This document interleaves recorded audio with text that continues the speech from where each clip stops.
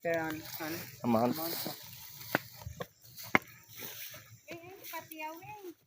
Wala na, tunda na. Buhi na, nabuhi ng kwan sa talakat. Kuya, kuan man eh. Tundang.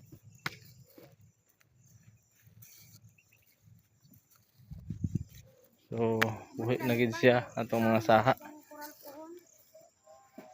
Nahinay ba? Buhi na ang mga saha sa lakatan. So, napatay tamnanan, luag kayo na.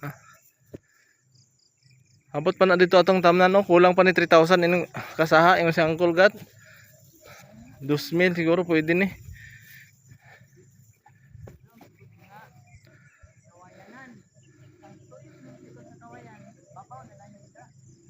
Luag pa kayo ako. Tamnanan mga katropa.